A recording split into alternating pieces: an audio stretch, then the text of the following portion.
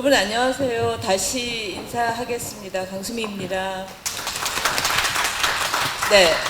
네, 오늘 제가 준비한 강연은 사실 전공자들, 특히 현대미술 컨템포러리 아트에 대해서 접근하려고 하는, 내지는 좀 더 심층적으로 파악하고자 하는 분들을 위해서 내용을 좀 준비를 했어요. 그런데 마침 아까 프로그램 매니저가 얘기하는 것처럼 오늘 섹션이 예술과 사회라고 하는데, 그 주제에 굉장히 일단은 제가 준비한 내용은 부합한다고 생각을 합니다. 사회적인 차원에서 예술에 대해서 생각을 해보는 것, 그게 오늘 제가 여러분하고 얘기하려고 하는 부분인데요. 그래서 여러분들이 어디서 뭘 했던 분들이든 아니면 앞으로 어떤 관심 때문에 여기 앉아 계시든 간에 전반적으로 우리가 오늘 내용을 잘 공유할 수 있지 않을까? 이런 생각이 좀 듭니다. 그러기를 바라고요. 강의 내용부터 일단 상징하는, 압축하는 강의 제목을 조금 설명할게요. 오늘 제가 여러분하고 강의로 공유를 하겠다고 생각했던 주제는요, 일단 까다로운 대상이라는 큰 상징적 제목이 있고요. 부제가 사실 오늘 우리가 다루려고 하는 내용을 많이 압축하고 있는데, 현대미술과 우리를 위한 예술 철학이라고, 여러분을 위해서일 수도 있고 저를 위해서일 수도 있고, 아니면 훨씬 더 보편적인 의미에서 우리, 그러니까 공동체일 수도 있고 사회일 수도 있고 국가일 수도 있고, 아니면 우리 시대에 같은 동시대를 살아가고 있는 우리 모두일 수도 있을 텐데요. 우리 모두를 위해서 어떤 식으로 예술에 대한 생각을 할까, 아니면 예술이 어떤 생각들을 가지고 지금 진행이 되고 있나에 대해서 오늘 얘기를 해보려고 합니다. 그 중에는 정말 제가 약 한 달도 안 된 전에 유럽의 카셀 또 베니스 비엔날레에서 보고 온 내용들도 포함을 시켰어요. 정말 그래서 여기서 말하는 현대미술은 진짜 컨템포러리한, 지금 템포를 우리랑 같이 하고 있는, 지금 같이 템포가, 그러니까 심장의 바운스가 막 그런 것처럼 지금 현재 일어나고 있는 미술입니다. 네, 여러분 보니까 경기문화재단에서 작은 책자를 아주 예쁘게 잘 만들었더라고요. 여러분 무릎에도 있는 게 보이고 저도 오늘 한 권 받았는데요. 꽤 괜찮은 책자 같습니다. 이렇게 손에 딱 쥐어지기도 하고요. 근데 이 책자에 제가 미리 강의록에 압축본을 보내서 여기에 실려 있는 걸 봤어요. 확인을 했는데요. 여기에 제가 강의 내용으로 먼저 던져놓은 내용이 사실은 질문의 형태입니다. 질문의 형태인데 이 질문이 사실 답이 명확하게 단답형으로 있거나 그런 건 아니고 우리가 같이 생각해 봤으면 좋겠는 일종의 어젠다 같은 건데요. 첫 번째는 제가 짧게 읽어볼게요. 첫 번째는 동시대 또는 컨템포러리의 아름다움이 무엇일까? 두 번째는 지금 여기서 우리와 템포를 같이 하는 그런 미술에는 아름다움이 있을까? 있다면 그건 어떤 미학으로 정의가 가능할까? 그리고 세 번째, 언제나 나보다 먼저 앞서서 미라는 것, 미술이라는 것, 그리고 아름답다고 전제된 것들이 있는데 그건 우리가 지금 동시대에 마주하고 있는 미술, 아름다운 것들, 좋은 것들과 같은가? 이런 생각을 해볼 수 있을 것 같고요. 네 번째, 동시대 또는 현대미술의 중요한 속성이 뭘까? 이게 바로 현대미술이야 라고 할 수 있는 그런 캐릭터가 뭘까를 생각해 봐야 될 것 같고요. 또 마지막으로는 그렇게 어떤 주요한 속성 내지는 퀄리티, 질적인 것들이 여기 지금 우리하고 어떤 관계가 있을까? 우리 삶에 그러니까 도움이 되거나 아니면 뭔가 연관이 있는가, 이런 생각을 해볼 수 있다는 거죠. 그리고 그런 것이 진짜로 우리 삶하고 관계가 있다면 어떤 양상으로, 어떤 방식으로, 그리고 어떤 가치와 역할을 하면서 우리랑 관계하는가 생각해 볼 수 있죠. 아주 거칠게 얘기하면 우리가 미술관에 가서 작품을 보는 것도 작품들 내지는 현대미술과 관계하는 거지만, 우리가 보는 현대미술 중에는 내 삶과 아무 관계가 없어 보이는, 심지어는 아무런 관계가 없는 게 아니라 해악을 끼칠 것 같은 현대미술도 우리가 마주하게 되는데 이런 것들에 대해서 생각을 해보자는 겁니다. 그게 제가 그 강의록의 앞부분에 질문으로 던져놓은 거고요. 먼저 미리 제가 짧게 답을 하자면 앞에 이런 여러 중요하고 복잡하고 사실 전공자가 아니라면 굳이 일상생활 속에서 떠올릴 것 같지 않은 그런 질문들이 어떻게 우리 삶과 내지는 지금 동시대와 결부되는지에 대해서 미리 제가 답을 드리자면 정답이 아니라 가능한 답, possible answer. 그러니까 정확한 한 가지 답이 아니라 이런 답이 가능하지 않겠는가 하는 답들을 먼저 그 단답형으로 말씀을 드리면 어떤 규정할 수 없는 것들이라는 겁니다. 우리 시대의 속성이 굉장히 복잡하고 다양하고 막 얽히고 설켜서 우리가 이것은 이것이야 라고 말하기 어려운 시대를 살고 있다는 것, 그리고 그건 좀 더 정확하게 얘기하면 불확실성의 시대를 살고 있다는 것. uncertainty라고 하는 것이 불확실성인데요. 그 불확실성의 시대를 살고 있다는 것, 그리고 indeterminacy, 이것도 같은 얘기인데 결정이 불가능하다는 겁니다. 이게 옳은지 저게 옳은지, 이게 더 아름다운 건지 이게 추한 건지에 대한 결정을, 디터미네이션이 매우 어려운 시대다, 우리 시대가. 그리고 그것이 바로 여러분이 혹시 보셨는지 모르겠고 이 강의에 왜 첫 제목이 까다로운 대상이라는 게 붙었는지 잘 모르실 것도 같은데, 여기서 제가 잠깐 제 책 선전을 하자면, 책이 얼마 전에 제 비평집이 나왔습니다. 그 비평집의 제목이 까다로운 대상이에요. 이 2000년 이후 한국 현대미술이라는 책인데요. 여기서 까다로운이라는 말이 사실은 제가 여러분에게 오늘 얘기하려고 하는 현대미술의 주요한 속성, 그리고 우리가 미술에 대해서 뿐만 아니라 우리 삶에서 찾아볼 수 있고 매일 마주하게 되는 일종의 어려운 성격들입니다. 네, 이 책이고요. 여러분 책을 많이 봐주시기 바래요. 네, 그리고 제가 이 책이 나오고 그 교보 광화문에서 출판기념 강연회를 했었습니다. 이걸 왜 제가 여러분한테 보여드리냐면, 그때 강연을 할 때 주제로 삼았던 게 동시대의 아름다움, 동시대의 미술이었거든요.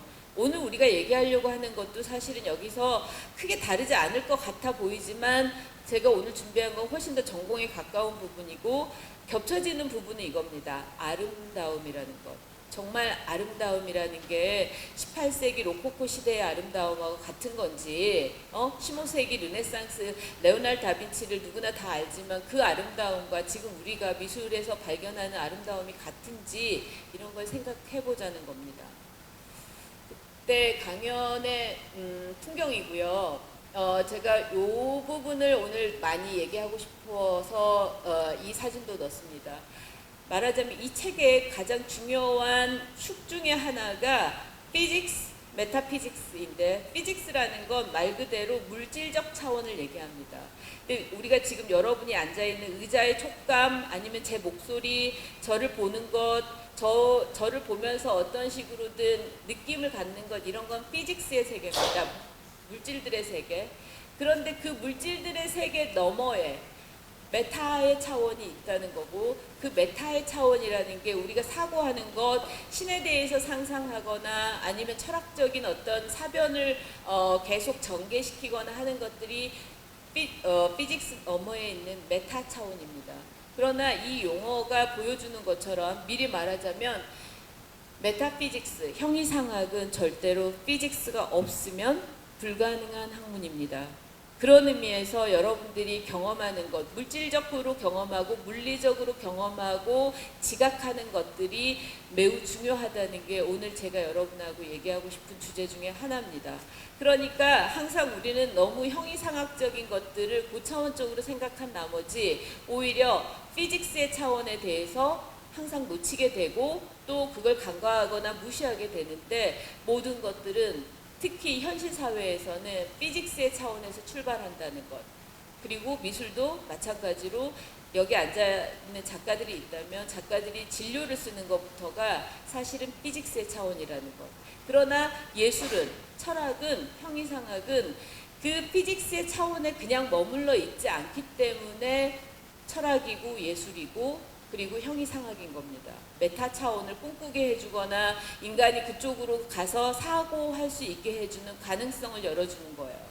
그러니까 밥 먹고 살만하냐라고 한다면 그게 피직스의 차원이라면 우리가 그 너머에 먹고 사는 문제와 결부되지만 그 이상에 대해서, 꿈에 대해서, 미래에 대해서 아니면 내 삶의 다른 가능성에 대해서 생각한다면 그건 피직스 너머의 차원을 생각하는 겁니다.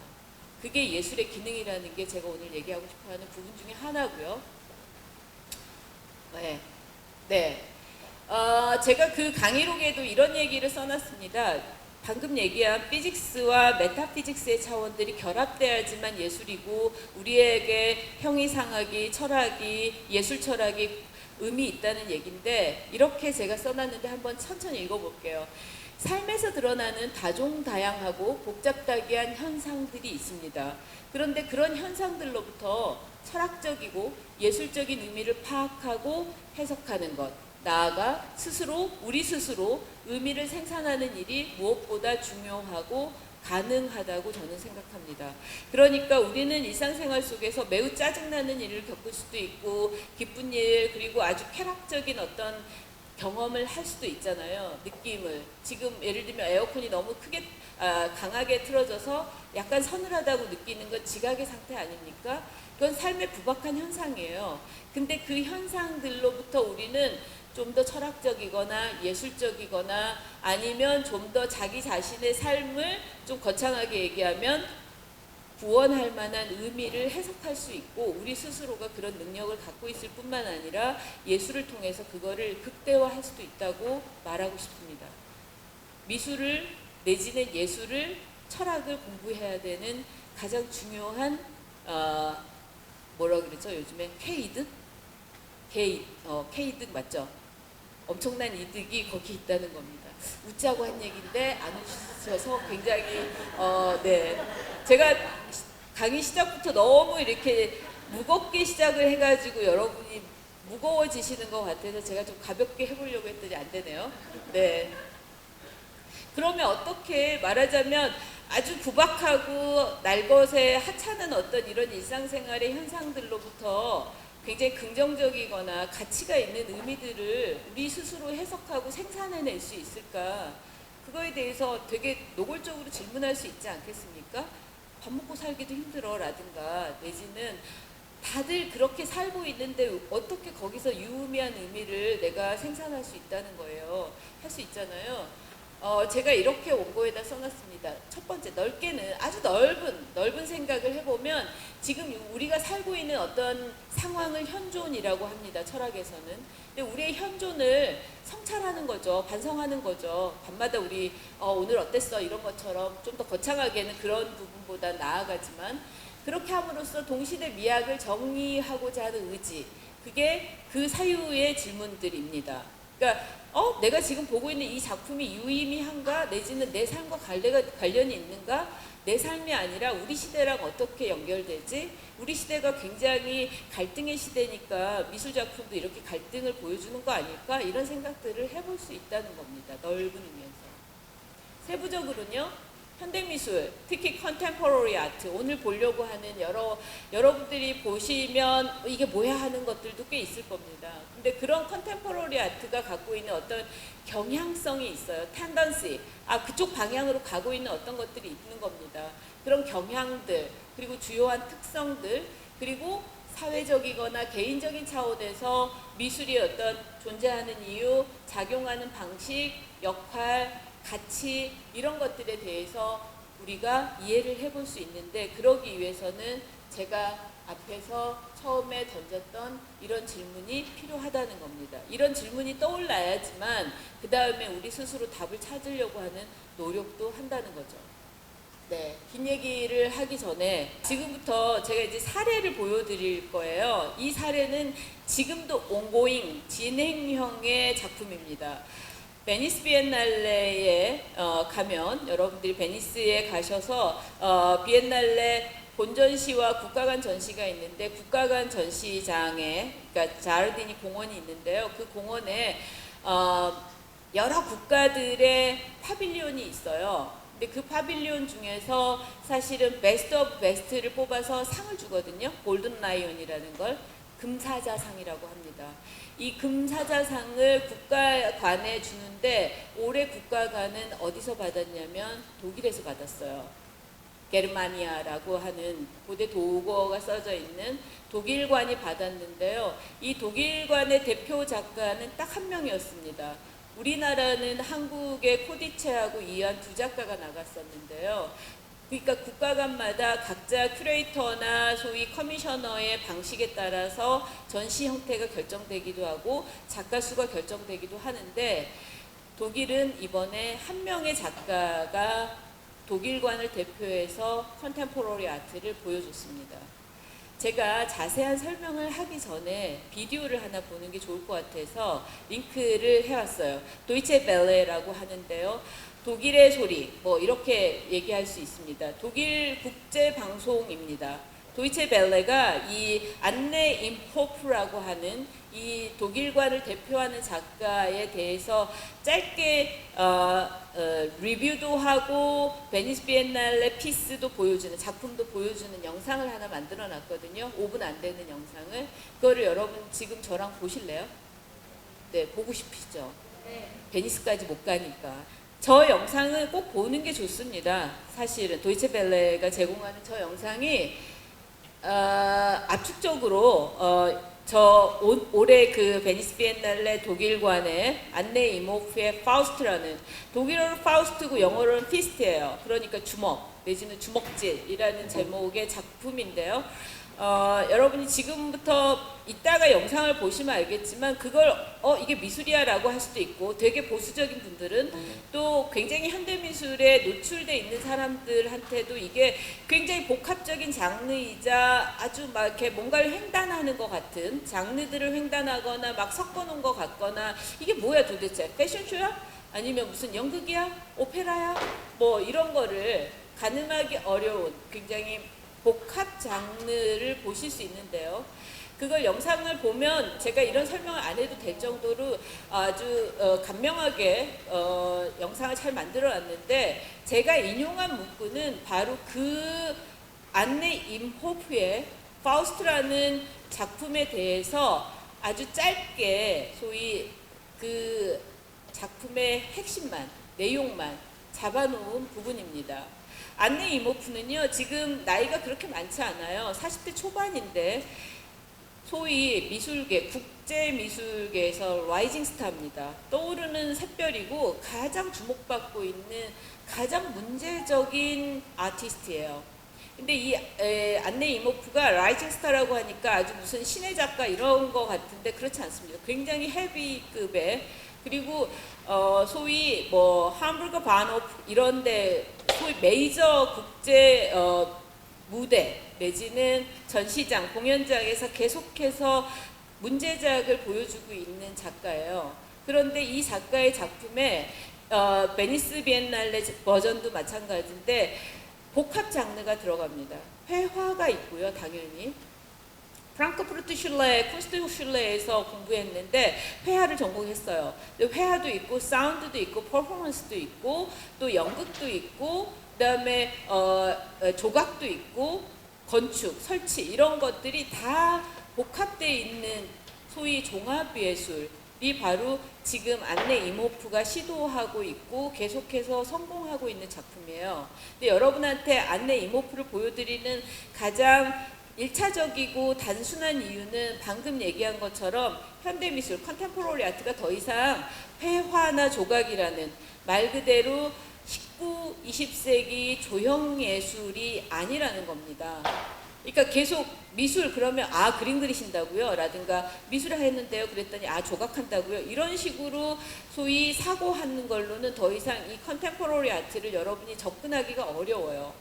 말 그대로 복합적이고 다원적인 게 컨템포러리 아트라는 것. 그리고 그런 컨템포러리 아트가 그러면 작가가 그냥 정말 에너지를 낭비하느라고 그런 걸 하는 건지, 아니면 정말 우리 시대에 그런 미술이라는 이름 속에서 그런 다원 예술이 필요한지에 대해서 생각을 해볼 필요가 있고, 안네 이모프의 작업은 바로 그런 점에서 뿐만 아니라 우리 시대, 소위 디지털 커머디티라고 합니다. 디지털 상품 사회의 개인들, 특히 젊은 세대들의 문제들을 아주 날카롭게 건드리고 있어요. 그래서 그런 부분들에 대해서 여러분들에게 오늘 우리가 다루려고 하는 그 예술과 사회라는 맥락 속에서 컨템포러리 아트, 그리고 이런 예술이 우리한테 어떤 역할을 하거나 가치가 있거나 내지는 어느 위치에서 나하고 관계하는지에 대해서 얘기하려고 합니다. 이렇게 긴 설명을 하고 있는데 안네 이모프의 그 작업에 대해서, 그러니까 파우스트라는 주먹 내지는 주먹질이라고 제목을 쓸 수 있는 이 작품에 대해서 굉장히 많은 매체들이 극찬을 할 뿐만 아니라 아직 본격적인 제 생각에는 미학적 분석은 들어가지 않았어요. 그런데 여기서 잠깐 여러분에게 안내를 하자면 여기 담당자가 있는 것 같긴 한데요. 경기문화재단이 웹진을 운영해요. 웹 매거진이요. 거기에 제가 지난달부터 글을 쓰고 있거든요. 강승미의 강의 노트라는 현대미술에 대해서 첫 번째, 두 번째까지 썼는데 두 번째 제가 이 안네 이모프의 작업에 대해서 좀 자세히 써놨어요. 들어가서 읽어보시기 바랍니다.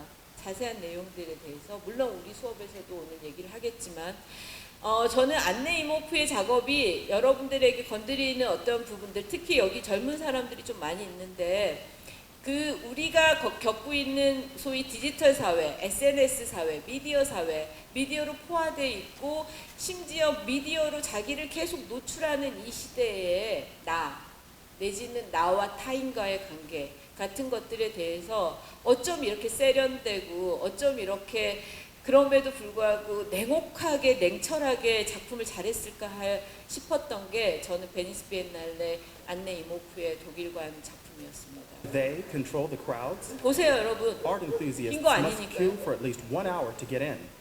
Everyone's eager to see Imhof's work, especially now that she's won the Golden Lion Award.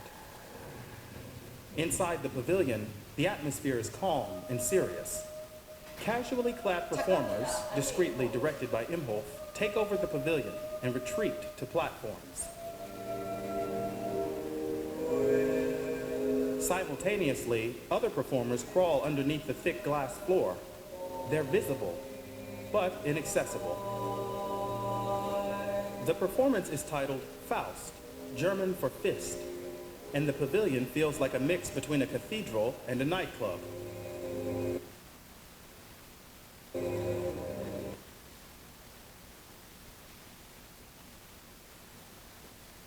If you think of the title Faust, you realize that you can only form a fist with 독일관 all 안네 5 이모프 fingers. 단독 전시를 만든 큐레이터 수잔네 페퍼입니다. But fists also have 이따가 political 제가 이 사람이 symbolism, of 말하는 course. 내용도 인용했으니까 또 소개해드릴게요. Strömung. Imhof believes in the power of collective action. She gradually developed the piece together with the performers involved. At the pavilion, she silently directs them via text messages. Today, she's too busy to talk to Arts 21 about the performance. Luckily, we interviewed her 2 years ago. Die Kraft der Kunst liegt in den Gedanken. Art derives its power from ideas and the freedom of thought. That plays an important role in my work. Ganz wichtig ist. Imhof studied at Frankfurt's Städelschule Art School. Her talent was apparent early on.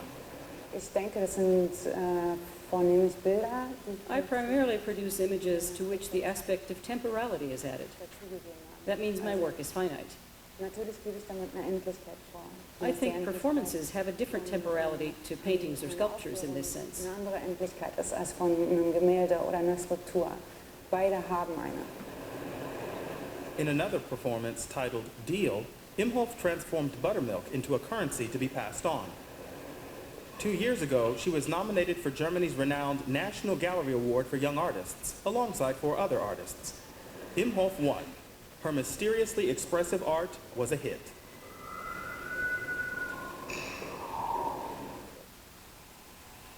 She became a rising star on an art scene where performance art is all the rage. Her 5-hour-long opera Angst 2, performed in Berlin, caused a stir. It focused on present-day obsessions like self-presentation, self-optimization, technology, and surveillance. in dem Moment, wo der Betrachter und der Akteur When the audience and the performer are in the same room, but the performance has no set PPT script. 보여주셔도 돼요, 이제. 중요한 얘기는 다 나왔고요. 여러분들이 지금 짧게 영상을 보시면서 대략 안내 이모프의 방법론이라든가 이 사람이 미술로 하고 있는 것들이 무엇인지에 대해서 뭐 아주 잘 이해할 수는 없지만 대략은 감은 오셨을 것 같아요.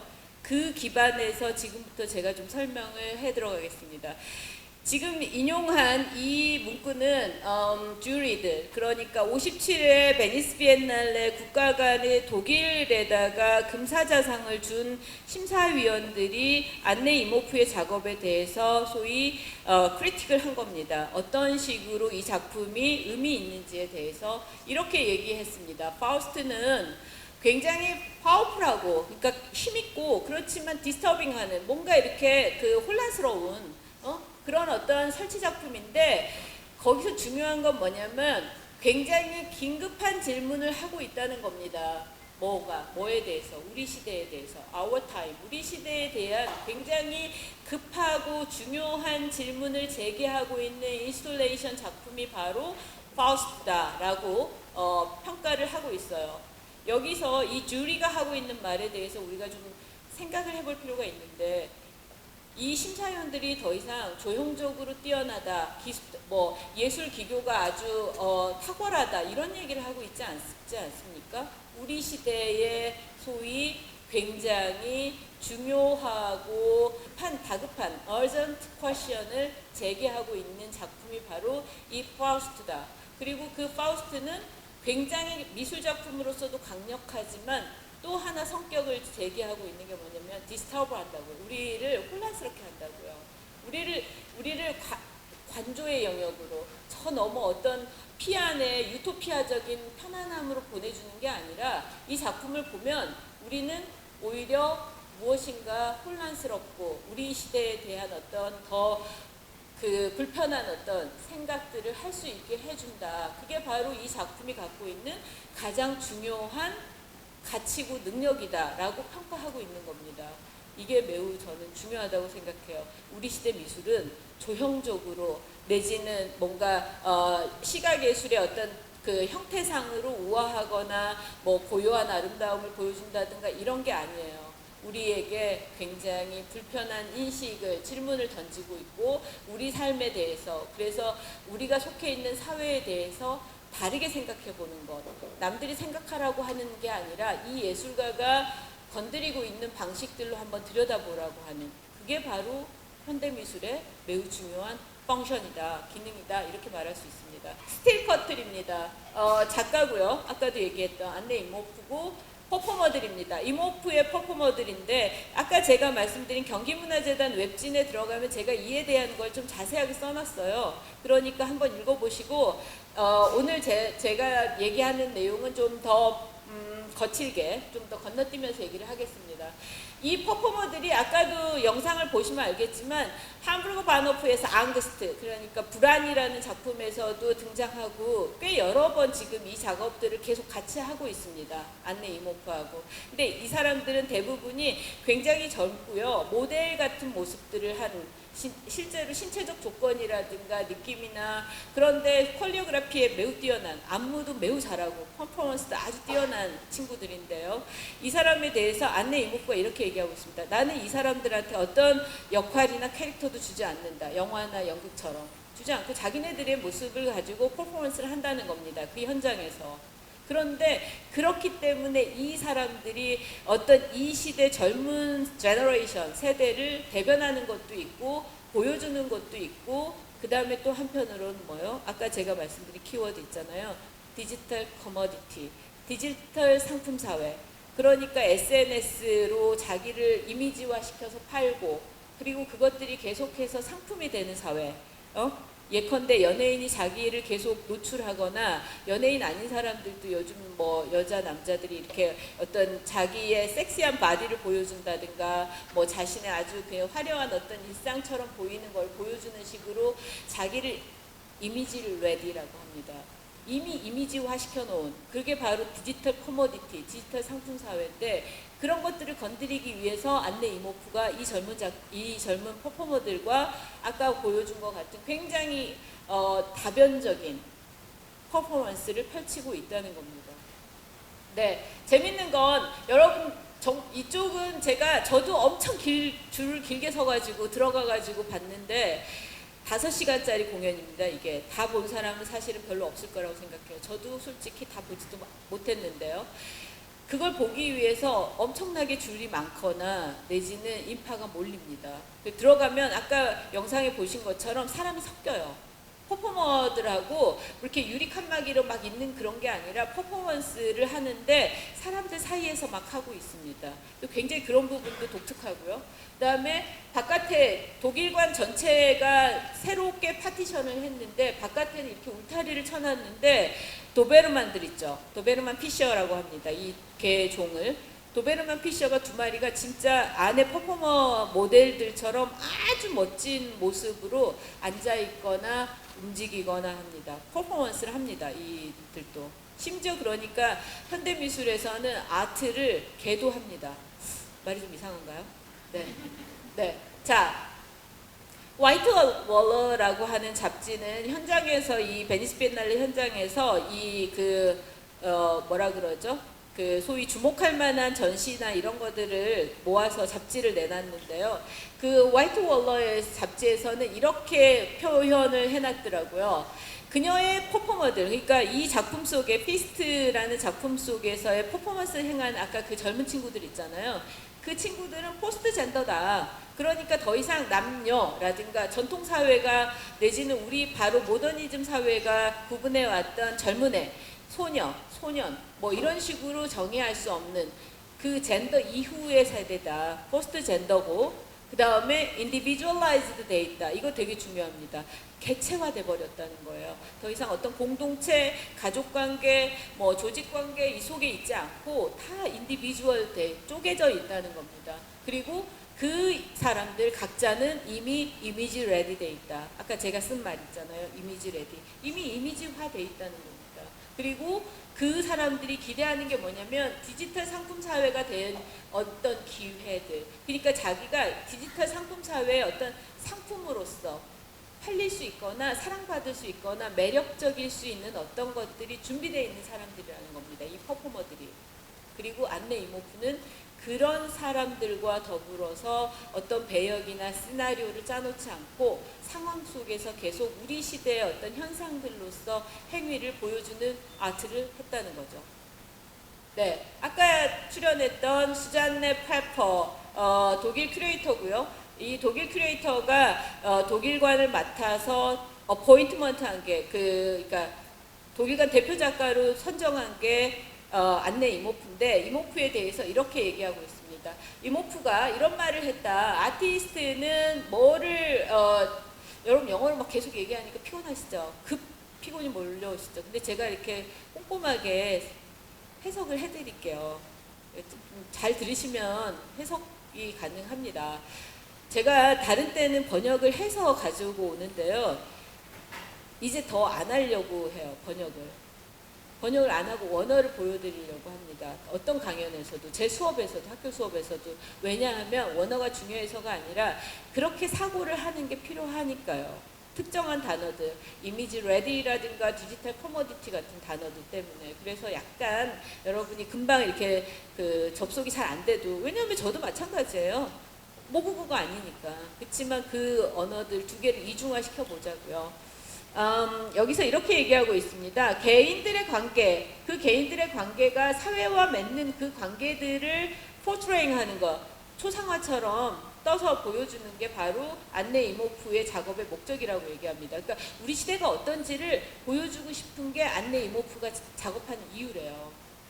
우리 시대의 초상을 보여준다 이렇게 얘기하는 거 있잖아요. 네? 그리고 그녀가 한 명의 그러니까 수잔네 페퍼가 오로지 자기 큐레이토리얼 초이스로 내가 큐레이터로서 선택하는 사람은 안내 이모프 혼자야. 누구랑 같이 하거나 독일관을 2명이 하거나 3명이 하거나 집단이 하지 않아 라고 했던 이유가 이런 거라는 겁니다. politically changing 하는 것. 정치적으로 완전히 변화하는 것. 어떤 변화? 우리 시대가 총체적으로 무엇인가 사회가 다 변하고 있어. 그렇기 때문에 그 총체적으로 변화하는 사회 속에서 우리의 삶, 우리의 사회와의 관계, 개인들, 젊은이들에 대해서 보여주는 작업을 나는 안내 이모프가 충분히 보여줄 수 있기 때문에 이모프 혼자를 선택해서 독일관 대표 작가를 했어 라고 얘기하고 있는 겁니다. 매우 명쾌하죠. 여러분 여기서 중요한 건 토탈 트랜스포메이션이에요. 총체적 변화에 있다고요. 우리는 바로 여기 앉아 계시는 나이 드신 분들도 좀 있는데 저도 마찬가지고 제가 벌써 뭐 50 가까이 됐는데 이미 전 세대인 겁니다. 그런데 우리가 태어나서 자랄 때와는 완전히 다른 사회잖아요. 그래서 뭐 아재라는 소리도 요즘에 듣고 막 그러지 않습니까? 왜 이렇게 안 웃으시죠?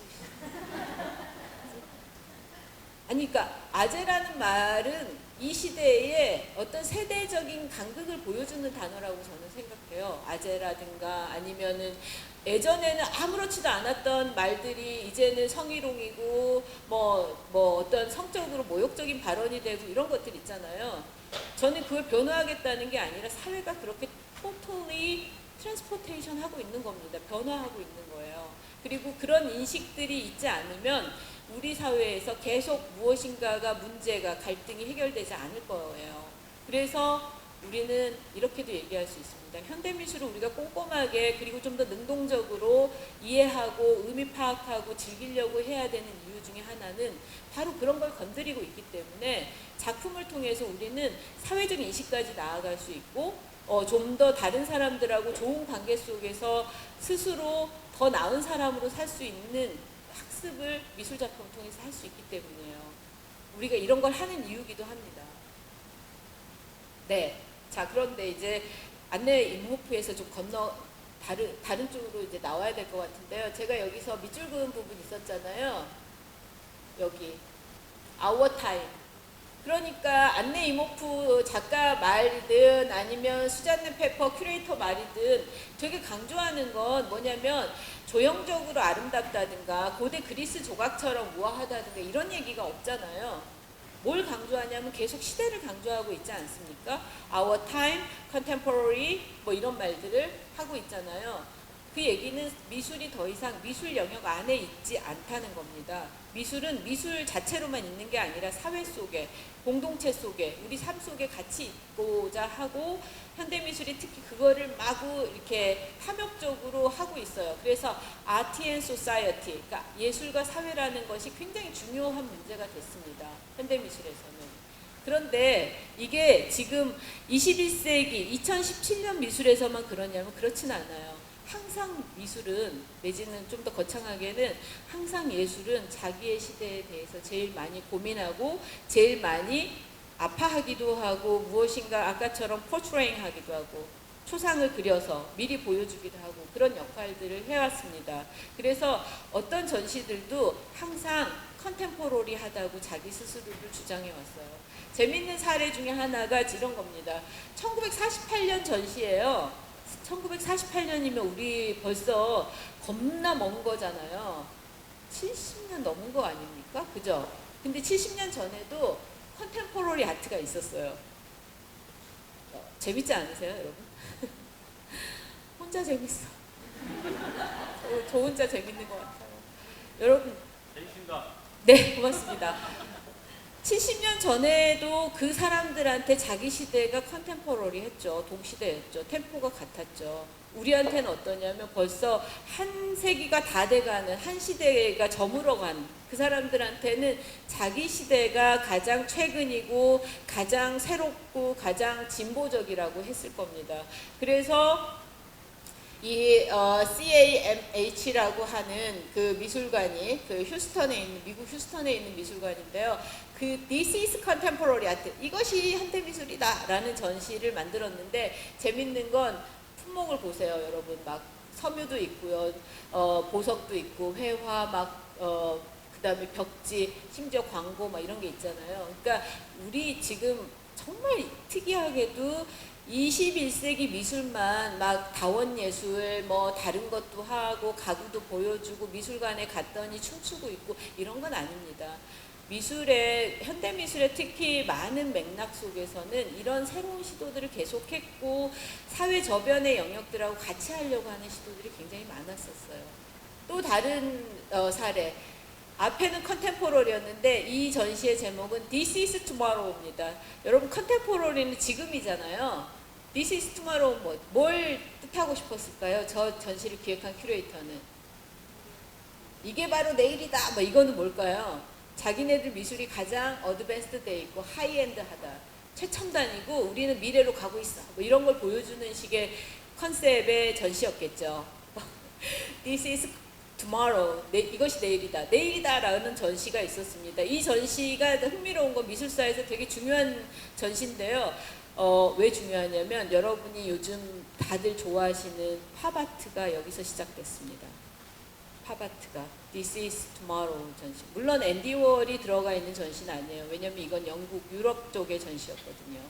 This is Tomorrow 전시는 리처드 해밀턴이라고 하는 사실은 앤디 워홀 이전에 훨씬 더 소위 팝아트의 대부라고 할 수 있는 리처드 해밀턴부터 시작된 미술 경향이고 리처드 해밀턴이 들어가 있는 전시. 그 리처드 해밀턴의 작품입니다. 제목도 되게 근사해요. 무엇이 오늘날의 가정을 이렇게 편안하고 뭔가 이렇게 쾌적하게 만드는가 뭐 이런 제목을 갖고 있는 전시입니다. 아니 작품입니다. 그걸 내세운 전시가 This is Tomorrow. 그러니까 말하자면 저 포스터가 보여주는 건 뭘까요? 미래에 대한 약속이죠.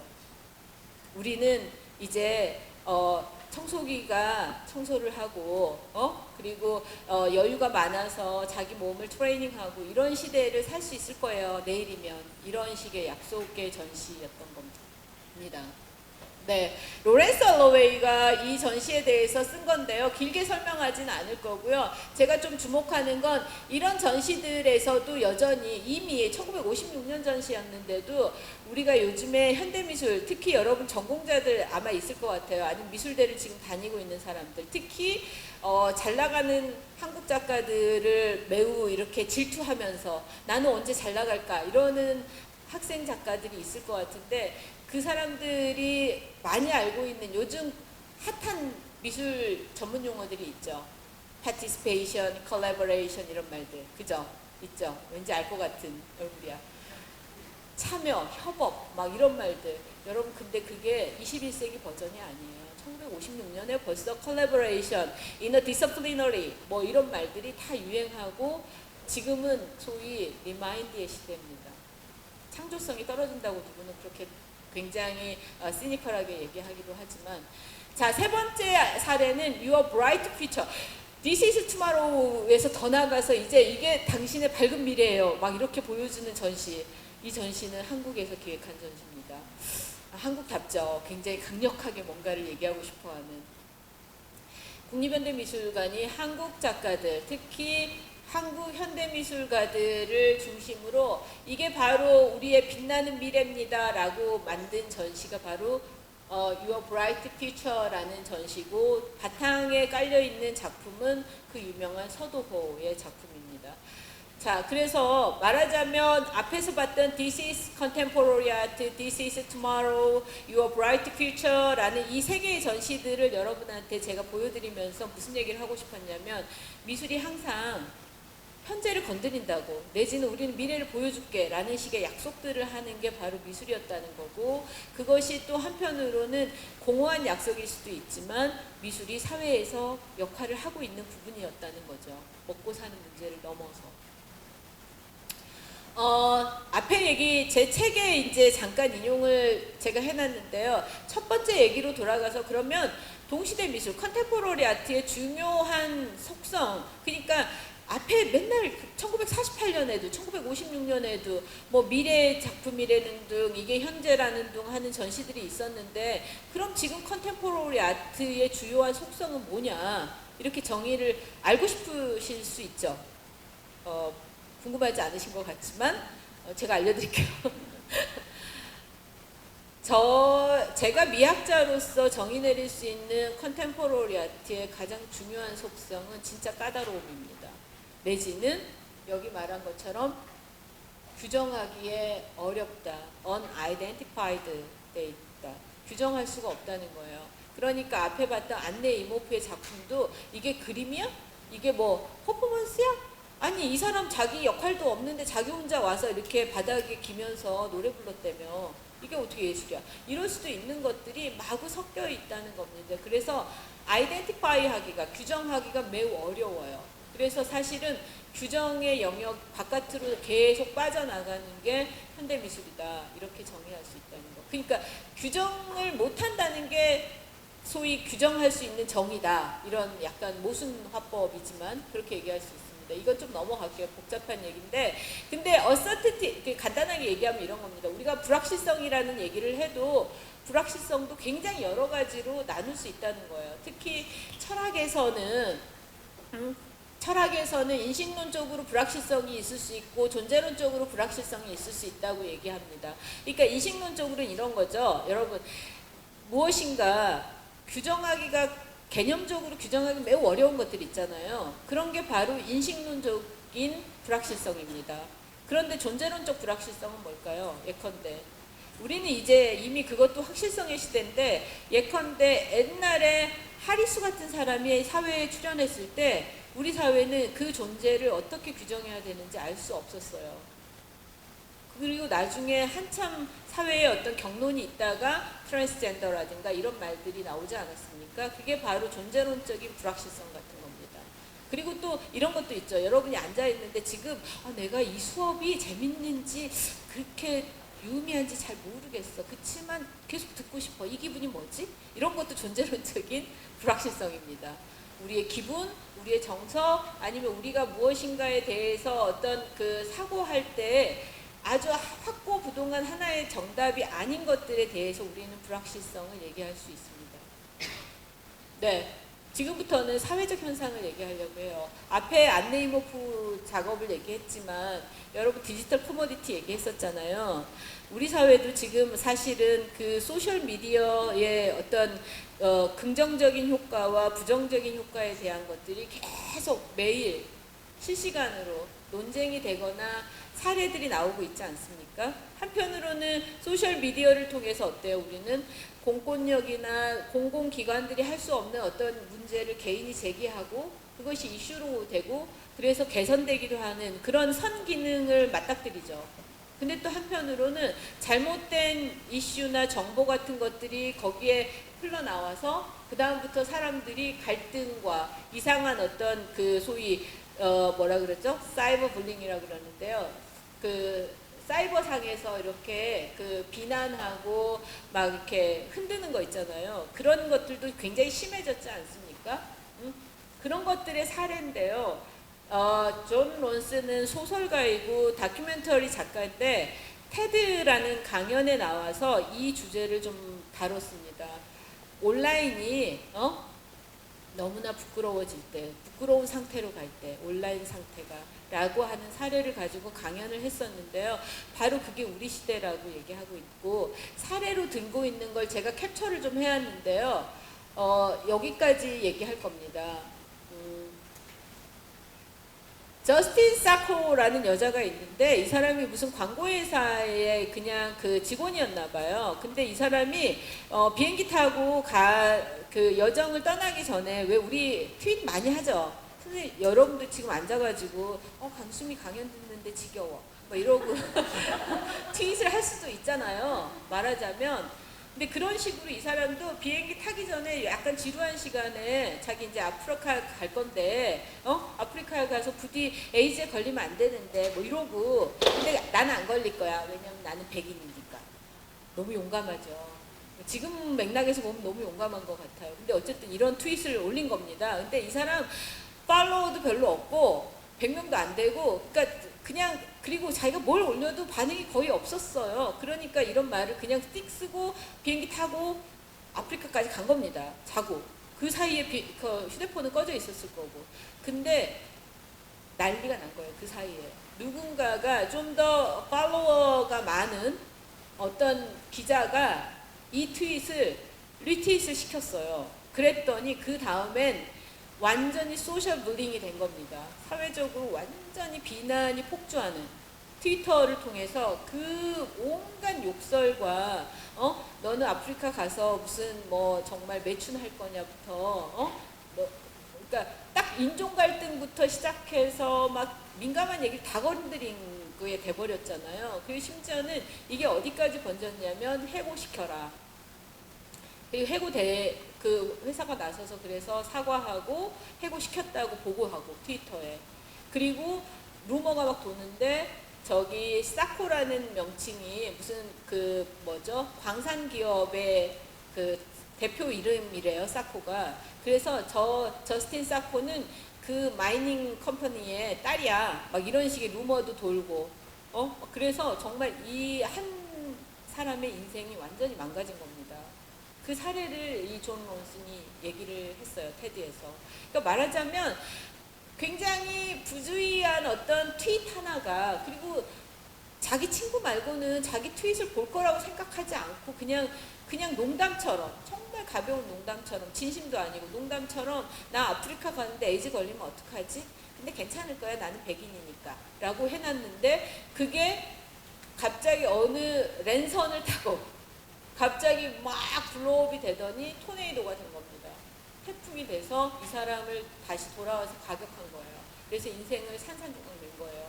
직장 관둬야 되고 모든 인간관계 끊어지고 하는 식으로. 여러분, 이게 바로 디지털 커모디티 사회입니다. 말 그대로.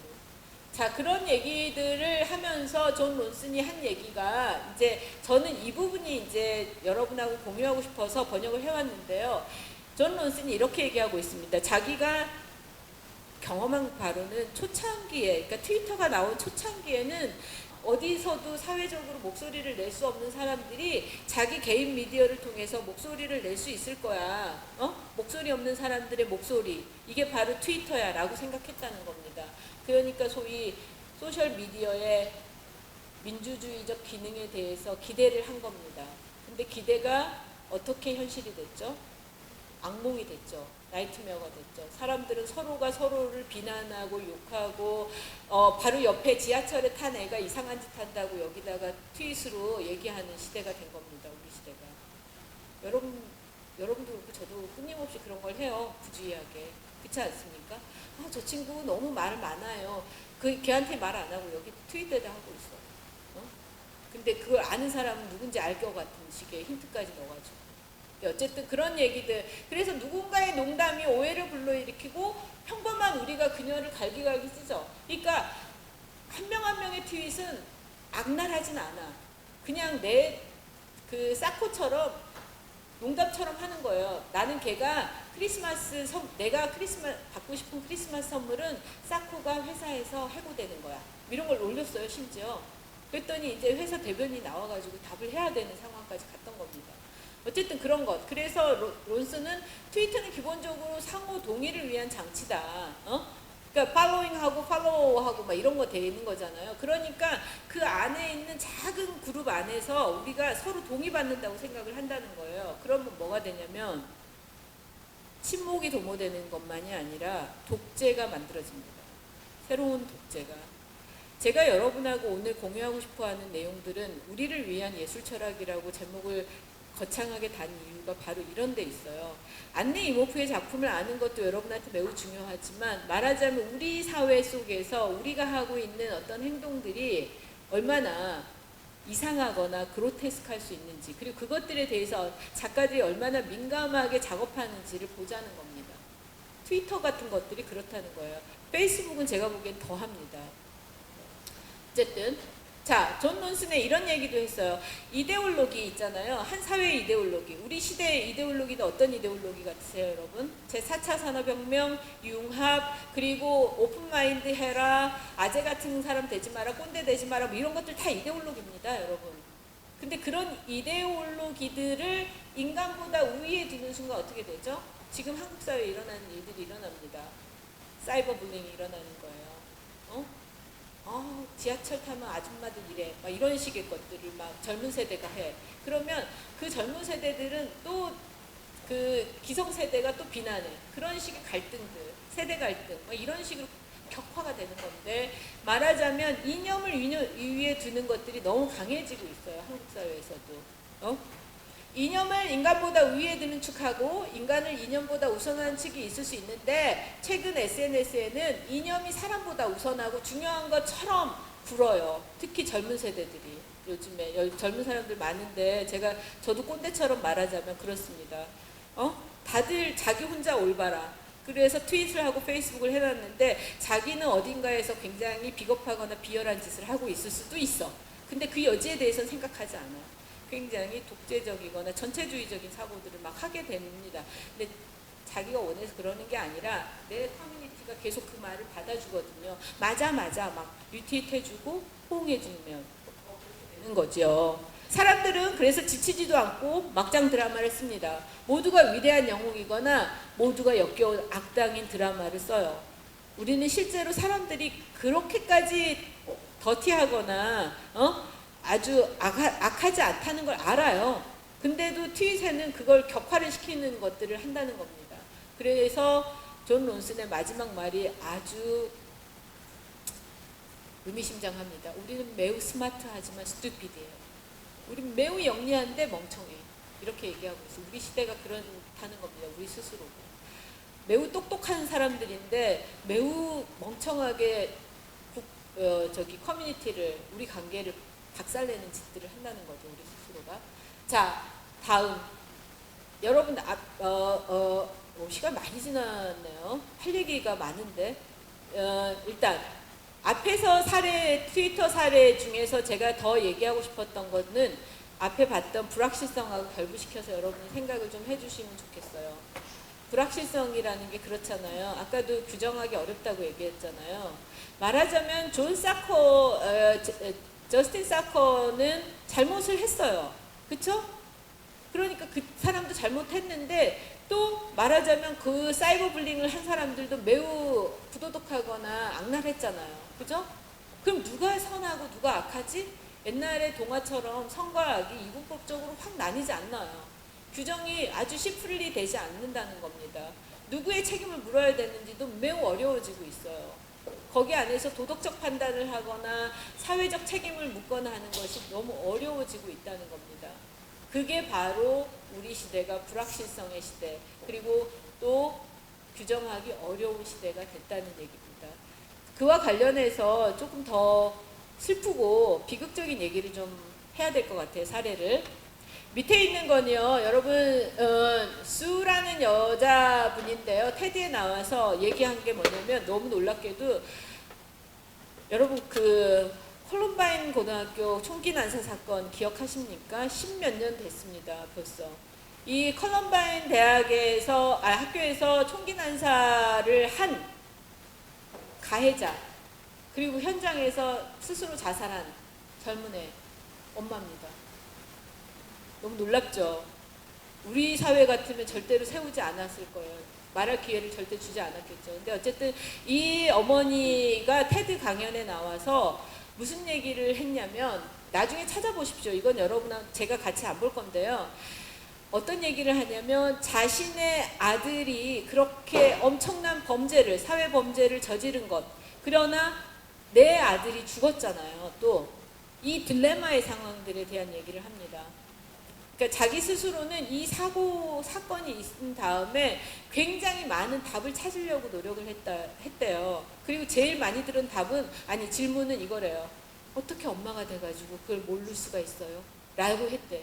모든 사람들이 자기를 비난하면서 아들이 그런 정도의 사고를 칠 때까지 왜 어떻게 모를 수가 있었어요? 라는 질문을 했고, 자기가 제일 많이 들었던 질문이 그거라면 자기 스스로는 제일 많이 괴로웠던 그 부분이 아들이 왜 그런 일을 저질렀고 왜 죽었을까 였다는 거예요. 그래서 온갖 심리 상담도 받고 공황에 빠져서 공황 상태로 굉장히 힘들게 투병하고 그랬다고 하는 얘기들을 했는데, 저는 거기서 너무나 가슴이 아프더라고요. 정말 그 강연을 들어보면요, 이 딜레마의 상황이 너무 절절하게 느껴져요. 그러니까 누구를 비난할 수가 없어. 모든 사람이 나한테 돌을 던지면 그 돌을 맞아야 돼. 그런데 한편으로는 나는 아들을 잃은 엄마야. 너무나 끔찍한 상황이잖아요. 그런 부분에 대한 얘기들을 하면서 이런 얘기합니다. 자기한테 오는 그 각종 질문들에 대해서 답을 찾아보려고 했지만 정답은 없었다. 근데 내가 배운 것들이 있었고 나는 그 배운 것들을 여러분하고 공유하고자 내가 대중 앞에 서는 것들의 공포가 극에 달한 사람이지만 이 앞에 섰습니다라고 테드에 나왔어요. 그래서 그걸 공유하는 게 자신의 일이라고 생각했다.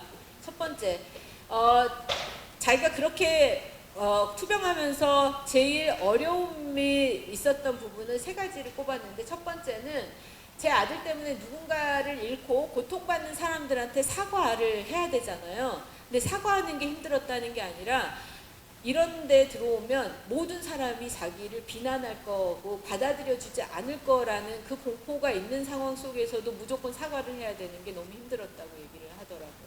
두 번째, 아들의 자살에 대해서 이야기하면서 연민과 이해를 구해야 돼요. 사실 자기도. 그러니까 가해자 부모여서 비난을 받지만 반대로 자기도 자기 아들을 잃은 사람으로서 동정해달라는 게 아니라 이해를 받고 싶은 거죠. 인간이니까. 그 부분이 충돌하잖아요, 서로. 이 충돌하는 게 너무 어렵더라. 세 번째, 스스로를 죽이기 위해서 남을 죽이는 정신의 문제를 이해할 수가 없었대요. 그러니까 이 아이가 실제로 이 사고를 친 아이가 죽기 1년 전부터 일기를 썼는데 거기에 계속 자기가 자살하고 싶다는 걸 썼어요. 근데 엄마가 보고하는 바에 따르면 자살자들, 한 해 자살자들의 7% 정도가 자기가 죽기 위해서 남을 죽인답니다. 자살의 유형 중에 하나래요. 놀랍죠, 여러분? 근데 그 수치가 점점 증가하고 있어요. 여러분, 그게 사회적인 갈등의 텐션이 높아지기 때문에 그렇습니다. 한국 사회도 지금 그러잖아요. 그런 게 계속 사고가 터지잖아요, 지금. 그냥 내가 죽고 싶은데 혼자 어디가 죽는 게 말이 이상하죠. 어쨌든 자살을 자기를 죽이기 위해서 남을 죽이는 상황이라는 것이 이해가 안 가잖아요. 그냥 일반적 사고에서는. 이런 부분이 너무 어려웠다고 얘기를 하는데 제가 이걸 인용한 이유가 이겁니다. 우리는 여기에 대한 답을 누구도 알고 있지 못해요. 정신분석의도 정확한 답을 내릴 수 없고 심지어 정신분석의도 suffering from 자신의 정신적 문제로 고통받고 있잖아요. 이게 우리 사회잖아요. 한국 사회뿐만 아니라 동시대. 자, 그런 부분에서 보면 우리가 어떤 것이 옳거나 어떤 것이 그르거나 내지는 어떤 사람은 비난해도 되고 어떤 사람은 욕을 정말 평생을 죽을 때까지 고통 속에서 살아넌 네가 네 아들이 그랬으니까 고통 속에 살아라고 할 수 있는 사람이 없다는 거예요. 그 사람 안에서도 희생과 파괴된 부분과 어떤 사람이 파괴시킨 부분들이 있잖아요. 우리 앉아있는 이 많은 숫자들도 다 마찬가지일걸요. 저의 안에도 억울한 부분과 그렇지만 나도 누군가한테 상처 준 부분과 이런 것들이 얽혀 있잖아요. 근데 이게 사회 관계인 겁니다. 사회가 괜찮은 사회는 이걸 용인해요. 우리가 항상 이렇게 소위 백앤포스 할 거야, 인터릴레이션 할 거야 라는 걸 인정하는데 그게 경직된 사회는 어때요? 절대 허용하지 않는 거예요.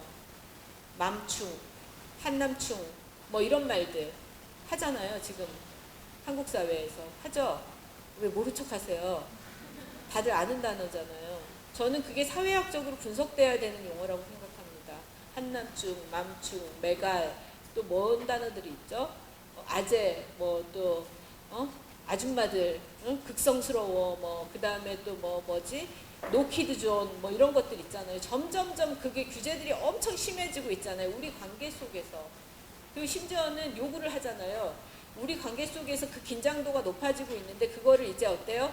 SNS에서 법률 지정하라고 하잖아요. 막 그런 법 지정하세요. 막 이런 식의 것들 극악스러워지고. 어쨌든 거기서 우리가 대전제로 삼아야 되는 건 내가 전적으로 옳지 않을 수도 있다라는 것, 그리고 내가 지금 주장하고 있는 것들이 어떤 사람들한테는 끔찍한 주장이거나 굉장히 폭력적인 요구일 수 있다라는 생각을 해야 되는데 우리는 언제부턴가 그 생각을 안 하기 시작했어요. 왜냐하면 그 생각을 하는 순간 너무 머리가 복잡해지는 거예요. 복잡해지고 내가 행동하기가 어려워져. SNS에다가 확 말을 저지르고 싶은데 그런 소위 반성적 성찰을 하는 순간 SNS에 트윗을 하기가 어려워지는 거죠. 연민의 정, 소시오포스페스가 아닌 한 타인들과의 어떤 자리 바꿈, 위치 바꿈 같은 거를 하는 순간 어때요? 우리는 누군가 쉽게 저징하지 못하는데 그러고 싶으니까 어떻게 돼요? 사고를 딱 닫아요. 그런 식의 것들. 오히려 저는 그래서 이 불확실성의 시대에 무엇인가를 답을 찾으려고 노력하지만 결론을 빨리 내리지 않는 것이 훨씬 더 나은 거라고 생각합니다. 어쨌든 오히려 그래서 팔이 아프네요.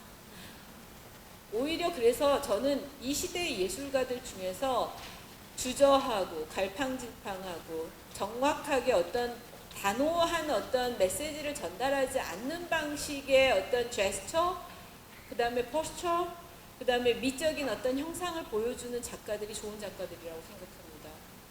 이모프 같은 작가들도 그래서 좋은 작가라고 생각해요. 뭐냐면 고민들, 이런 상황이면 이런 부분에서 정말로 고민스럽지 않을까? 수 같은 사람의 강연은 그래서 저는 탁월하다고 생각합니다. 정말로 공감할 만큼 고통스러움이 느껴지잖아요. 내 아들이 죽었지만 나는 다른 타인을 죽인 아들의 엄마야 라고 하는 그 역할이 너무 고통스럽잖아요.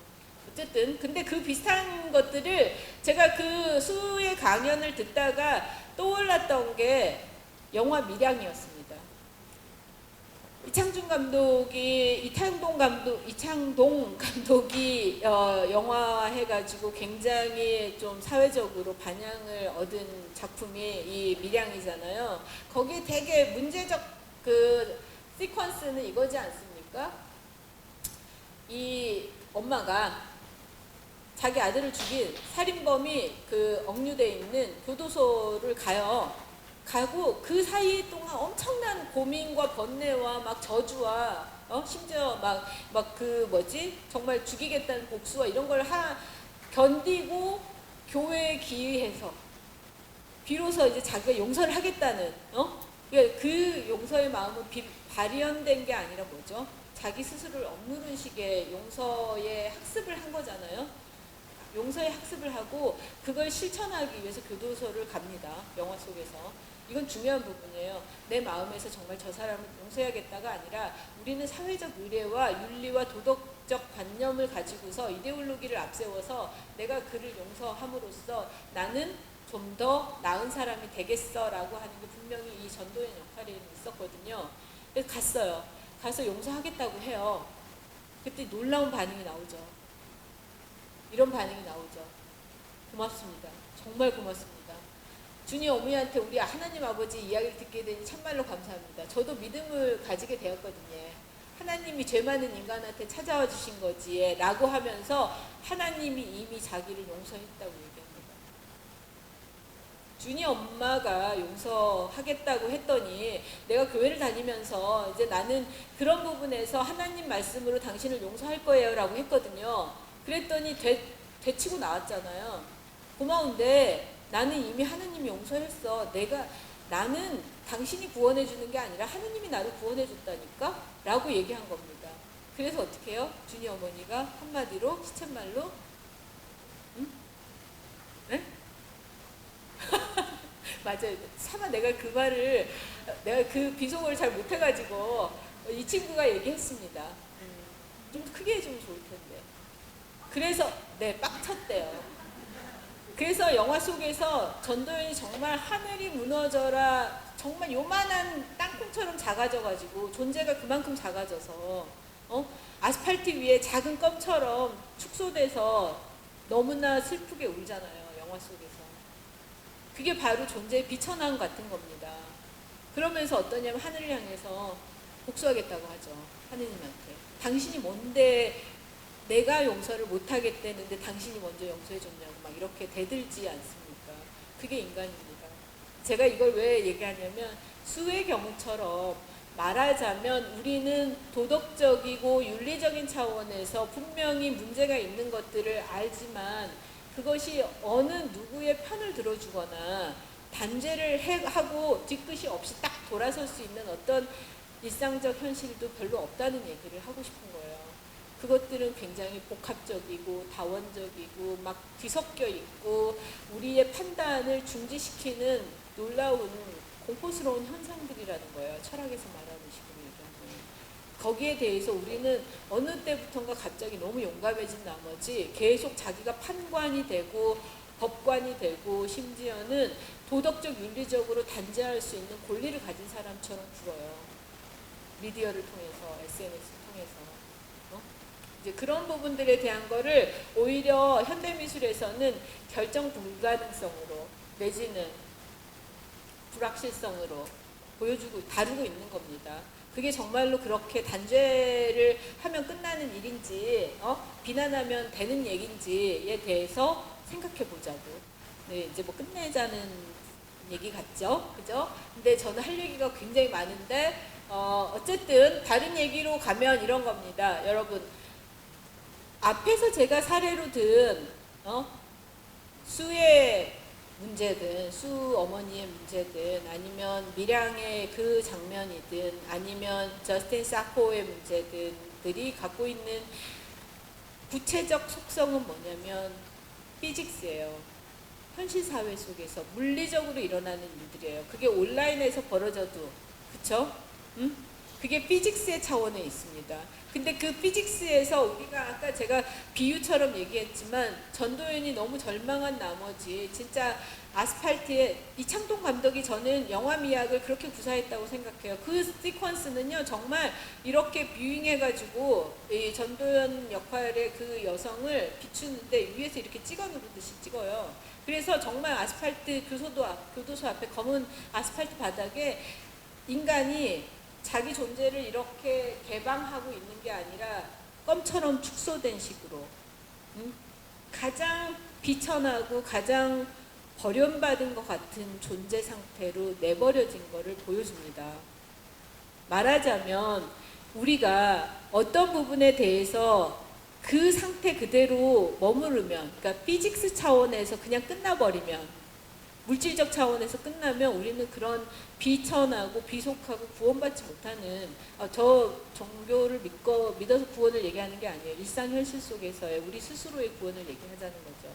어떻게 좀 더 나아질 건가, 좀 더 멋있는 사람이 될 건가, 더 나은 판단을 하거나 더 나은 예술을 할 건가도 사실은 구원의 문제이지 않겠습니까? 이제 그런 차원에서 피직스에서 피직스로 끝나는 순간 우리는 굉장히 동물적인 상태인 거예요. 칼부림이 있고 누군가를 비난하고 먹고 살고 하는 걸로 끝나. 그러면 피직스의 차원인 겁니다. 그냥. 그런데 말하자면 거기서 메타로 갈 필요가 있다는 거죠.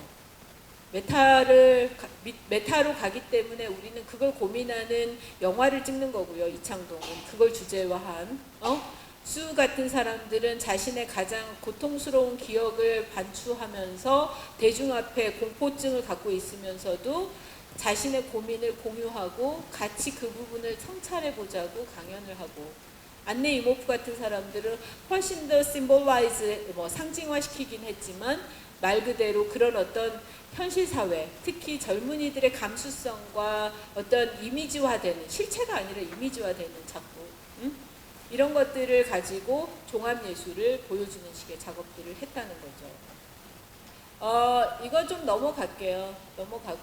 이거는 이제 제가 앞서 그 책 쓴 거에 관련한 건데, 책을 어떻게 구상했는지에 대한 얘기이긴 하지만 이게 보여주는 건 제 사고의 어지러움일 수도 있지만 또 한편으로는 작가들의 작업들을 가지고 어떻게 동시대를 건드릴 건가, 2000년대 이후 한국 사회를 어떻게 보여줄 것인가, 그리고 피직스의 차원에서 어떻게 메타의 차원으로 갈 것인가에 대한 고민들이 작가의 작품론, 32작품론을 가지고 어떻게 구성할까요? 고민이기도 했기 때문에 이런 게 있었습니다. 그걸 보여드리고 싶었고요.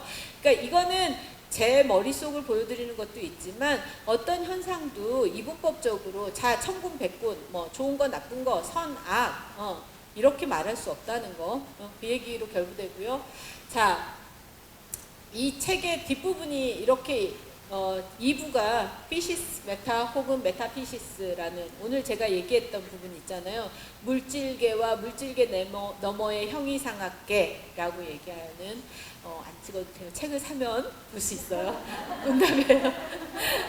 네, 그리고 이거는 제가 책의 마지막 부분인데 요 도판을 보여드리고 싶어요. 여러분, 이 그림은 되게 멋지지 않습니까? 제가 굉장히 좋아하는 사파가인데요. 동시대 아니고요. 19세기 프랑스의 사파가이고 정신병으로 죽었습니다. 비극적 삶을 살았는데 제가 사실은 미학 전공자로서 미학자로서 전공은 발터 베냐민 미학을 전공했거든요. 근데 이 발터 베냐민이라는 사람이 되게 문제적이고 베냐민 강연도 제가 많이 하니까 무료 강연 많이 하니까 언젠가 들어오세요. 아니면 유튜브에 같은데 보시고요. 저는 절대 제 강연을 들으라는 게 아니라 베냐민은 공부할 만한 철학자이고 미학자입니다. 근데 베냐민이 가장 19세기의 그 피직스의 세계를 잘 보여주는 예술가로 꼽았던 사람 중에 한 명이 대단히 무슨 뭐 뒤시앙이라든가 피카소가 아니고요. 그랑빌이라는 이 사파가였습니다. 당시에 정말 알려지지도 않았고 정신병으로 죽었다니까요. 빈곤과 정신병으로. 근데 어쨌든 이 그랑빌이 사파가로서 일러스트레이터로서 굉장히 문제적인 그림들을 많이 그렸는데 여러분 제가 이거 힌트 드릴게요. 구글에서 그랑빌 영문으로 그랑빌을 치세요. 그랜드빌 거대한 마을 그럼 잊어버리지 않으시겠죠. 그랑빌이라는 걸 치고 PDF 같은 걸 찾아보면 그랑빌의 이 사파집을 다 PDF로 해놓은 파일이 있어요. 책 안 사도 돼요. 근데 그림들이 너무나 판타스틱합니다. 말 그대로. 정말 사고를 막 불러일으켜요. 너무 멋져요. 그 중에 한 사파를 제가 보여드리는 건데요. 세계의 지글러라고 하는 뭐냐면 이렇게 공놀이 하는 사람들을 지글러라고 하잖아요. 근데 행성에서 거대한 거인이 지구부터 태양계 행성들을 공놀이 하듯이 귤 돌리듯이 하고 있는 겁니다. 저 그림이 보여주는 바가 뭘까요, 여러분? 우리는 지구에 붙박힌 존재이죠. 그죠? 지구 바깥으로 못 나가잖아요. 지구 바깥은커녕 경기도 안산을 못 나가서 대부도를 못 벗어나기도 하고 심지어는 심리적으로는 어때요? 아까 얘기한 것처럼 껌딱지처럼 아스팔트에 눌러붙어서 모욕당하기도 하는 게 우리 아닙니까? 그쵸?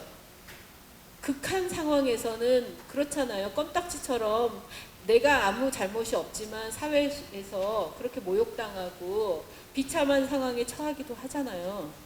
누구나 그럴 수 있어요, 여러분. 아, 저 사람은 교수니까, 저 사람은 뭐 똑똑하니까. 아닙니다. 모든 사회에서 어떤 존재도 그 사회가 갖고 있는 압력 때문에 비천해질 수도 있고 더 고귀해질 수도 있는 거예요.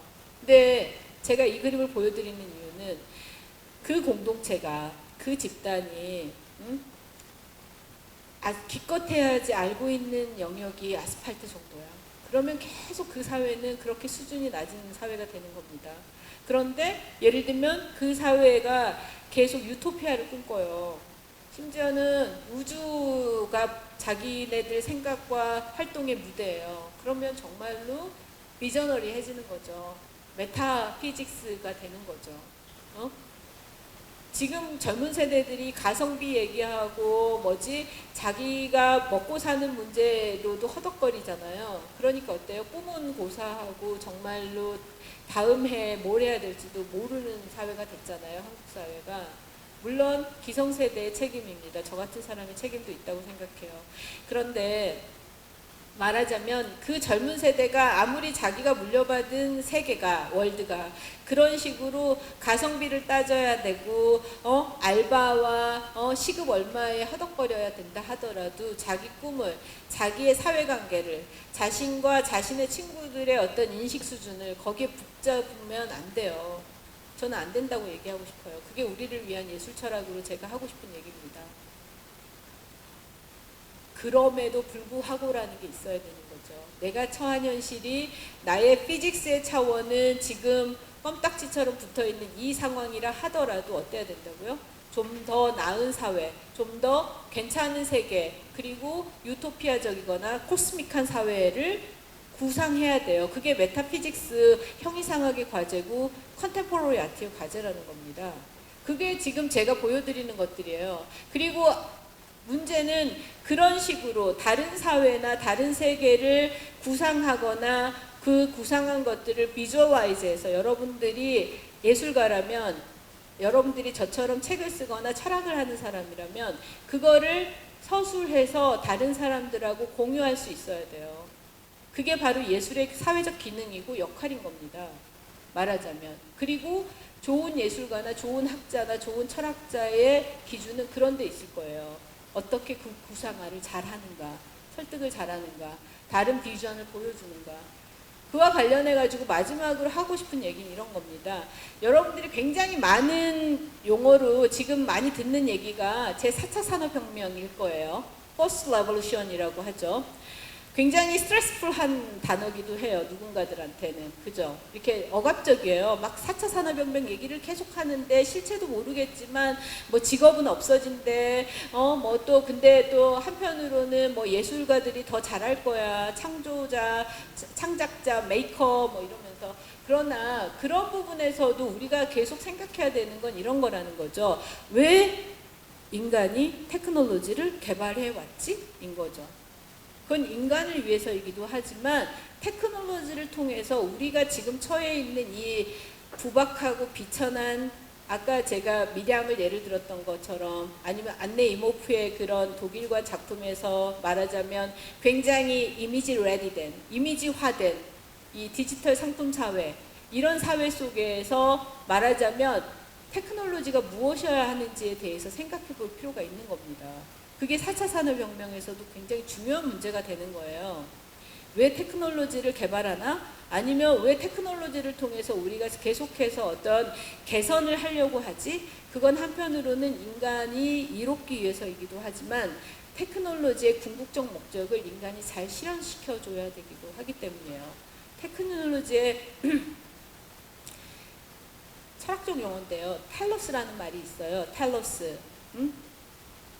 텔로스는 철학에서는 궁극적 목적을 얘기합니다. 무슨 임시, 눈앞에 발끝에 이익이 아니라 궁극적 목적. 그러니까 기술이라는 것을 하나의 존재로 생각했을 때 왜 기술이라는 거는 존재하지? 인간이 만들었으니까 이러지 말고 왜 기술이라는 게 존재할까라고 할 때 그 존재의 이유가 있을 텐데 그 존재의 이유는 뭘까요?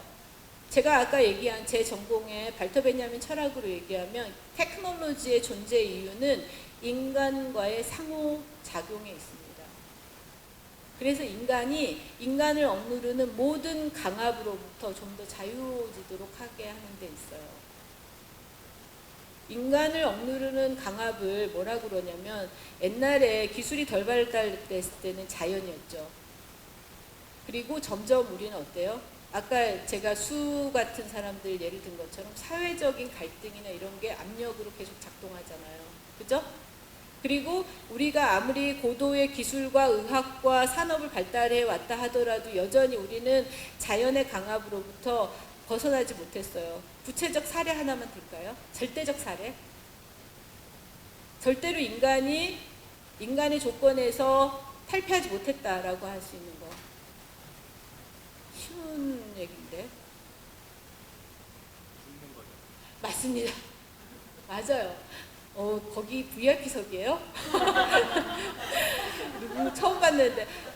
맞아요. 인간은 지금은 어떤 생로병사 중에서 생로병까지는 컨트롤을 어느 정도 하게 됐습니다.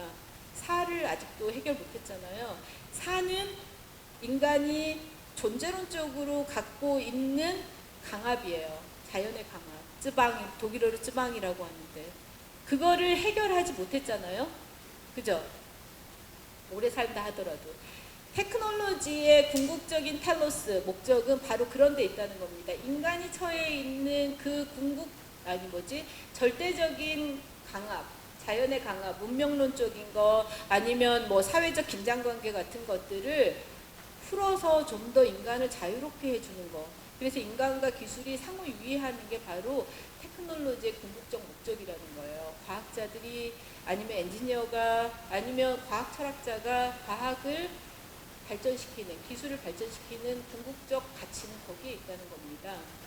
아이폰을 열심히 팔아서 삼성 갤럭시 S를 열심히 팔아서 돈을 거대하게 벌겠다가 기술의 텔로스가 아니라는 거예요. 근데 그런 차원에서도 우리는 인식론적인 부분을 다시 잘 매핑할 필요가 있어요. 제가 보기에는 우리 사회가 지금 그런 부분에서 오늘 예술가 사회가 핵심이니까 제가 마지막으로 할 수 있는 얘기는 우리를 위한 예술 철학에서 할 수 있는 마지막 얘기는 그겁니다. 말하자면 우리 사회는 지금 굉장히 조각난 상태가 불균질하게 아까 얘기한 어떤 우리가 알 수 없고 규정하기도 너무 어려운 어떤 상태로 막 내던져져 있어요. 그래서 매트릭스가 깨진 겁니다. 그럼 지금부터는 조금 더 맞춰갈 필요가 있는 거예요. 근본적인 게 뭘까? 궁극적 텔로스가 뭐지? 내가 돈을 벌어야 되는 궁극적 목적은 뭐야? 내가 학문을 하는 궁극적인 가치는 뭐지? 내 존재 이유는 뭐지? 같은 걸 생각해 볼 필요가 있다는 겁니다. 그 위에서 우리는 너무 많이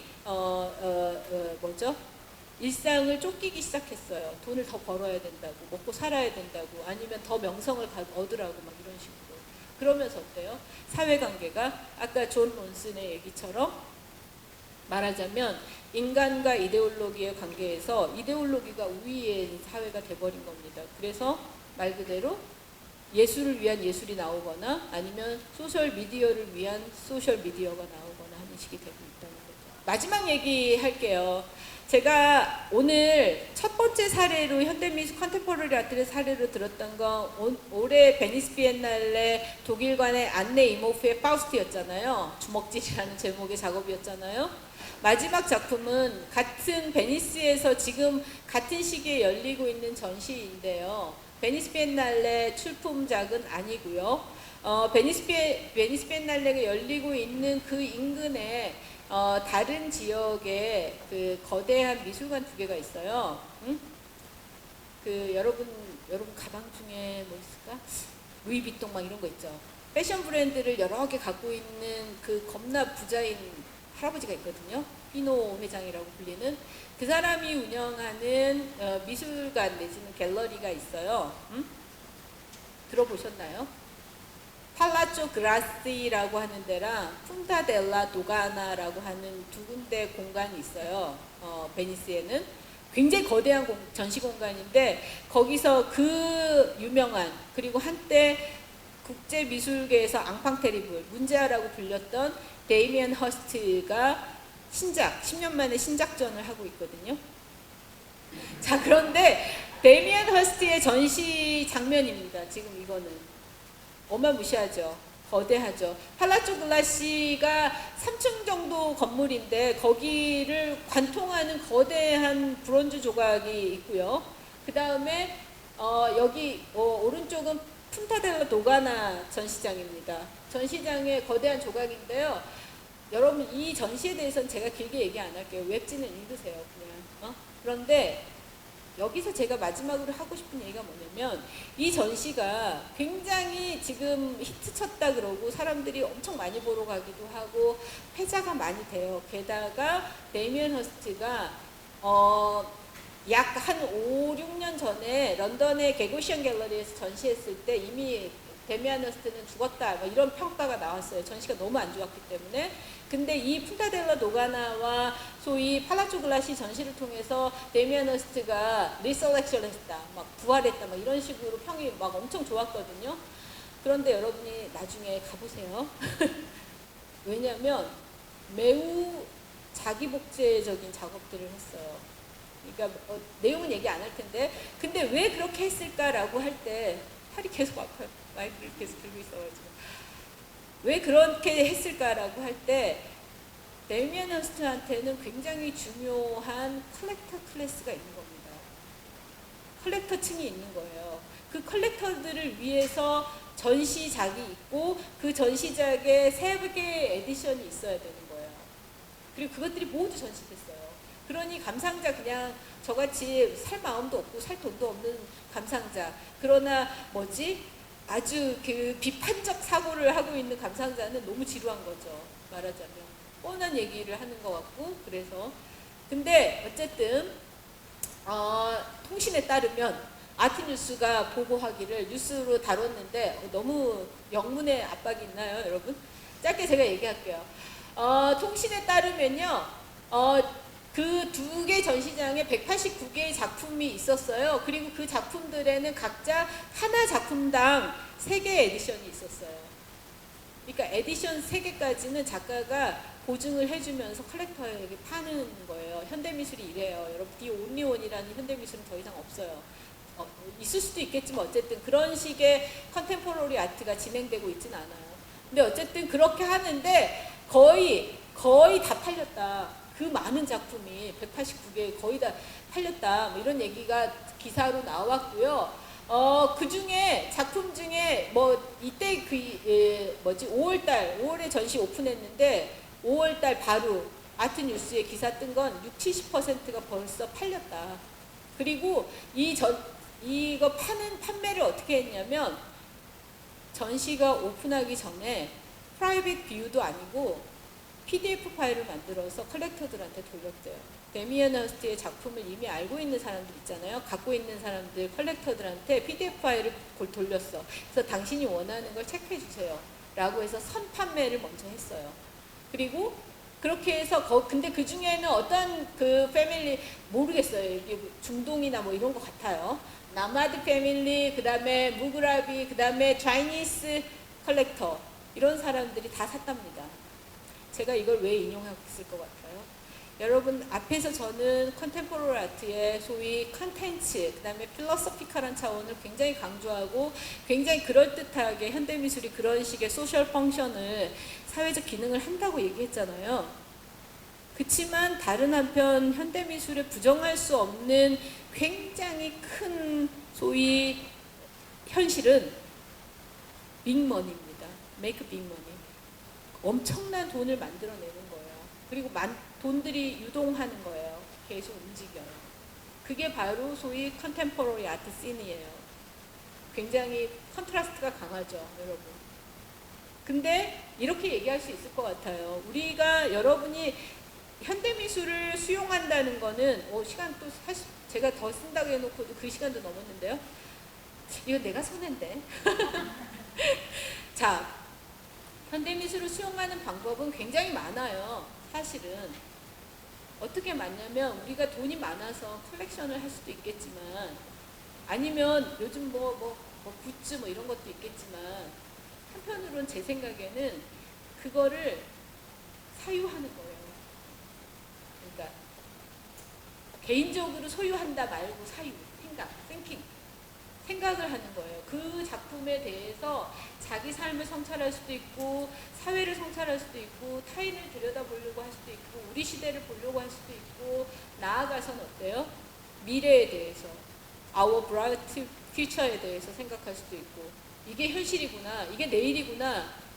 여러분 오늘 강의 같이 하셨던 분들은 제가 방금 한 얘기가 뭔지 아시죠? 1948년 This is Contemporary Art, 그 다음 1956년 This is Tomorrow, 그 다음에 Your Bright Future 같은 전시명에다가 지금 제가 결부시켜서 얘기했잖아요. 그런 식으로 말하자면 저도 미천 안 들이고 계속 이런 식으로 스스로 공부하면서 현대미술을 수용하는 거예요. 그리고 럭키하게도 강연도 하고 학교에서 가르치기도 하고요. 여러분들이 그럴 수 있으면 좋겠어요. 그리고 여기 이거 되게 의미심장한 말인데 이거는 그래도 제가 번역을 하고 싶어가지고 번역을 해온 말인데요. 이거 아닌데? 아니에요.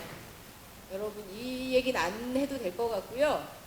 요 얘기에서 끝낼 건데 재밌는 건 앞에 봤던 그 난파선에서 건져올린 믿을 수 없는 것들이라는 전시에 가면 패션 모델 같은 애들을 실제 조각상의 모델로 해서 만든 브론즈 조각들이 되게 많이 나왔어요.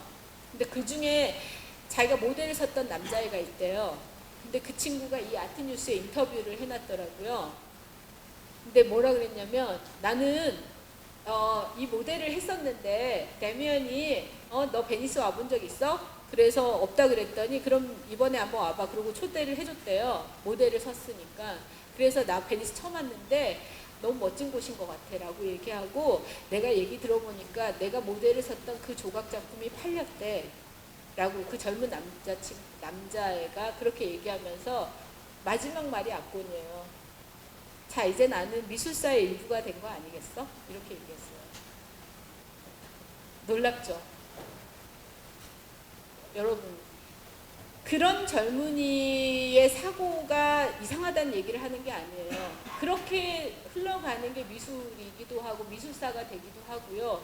또 반대로 그 말을 한 젊은이는 안네 이모프의 파우스트에서 퍼포먼스를 한 그 퍼포머일 거예요. 이미지 레디되어 있는. 이미 나는 이미지화 되기를 준비하고 있는 친구. 그 친구 같은 사람들이잖아요. 패션 모델을 하고 아르바이트로 패션쇼에 오르고 그치만 또 편의점에 가서 아르바이트하고 이랬던 친구. 그래서 자기 스스로의 꿈이 뭔지에 대해서 굉장히 디지털 커머디티에서 내가 소비됐으면 좋겠어요. 이러는 친구들 아니겠어요? 그죠? 그 강연과 관련해서 코멘트나 네. 예, 저는 오늘 강연 너무 잘 들었는데요. 전 전통 예술 하거든요. 그 사실은 저희 전통 예술은 전승하고 그 위에 선배들을 복사하는 게 가장 미덕이었어요. 얼마 전까지만 해도 그렇고 최근에 들어서 어떤 자기 창작을 하는 사람들이 생기기 시작했고 얼마 되지 않았어요. 그 역사가.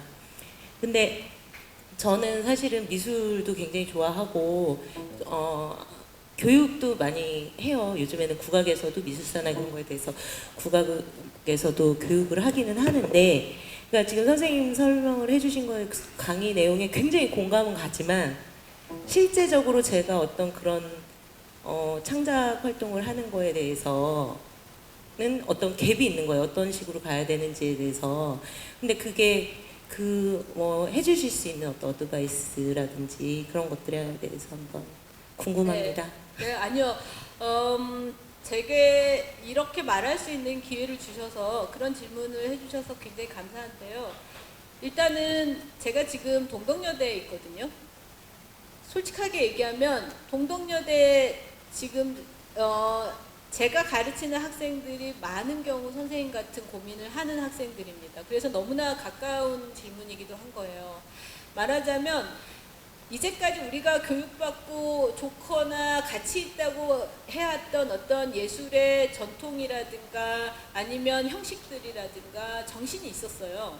근데 그것들이 갑자기 어느 날, 그러니까 당사자 느낌에는 갑자기 어느 날 부정당하고 아닌 거라고 하고 자꾸 그런 식의 어떤 태도 변화를 요구하는 것 같은 강압을 느끼는 겁니다. 그래서 작가는 나는 지금 동시대의 미술을 하고 있는 것 같은데 왜 낡은 것처럼 취급받지? 옛날 것 같다고 하지? 이렇게 되는 거죠. 그리고 선생님이 얘기한 것처럼 공감해.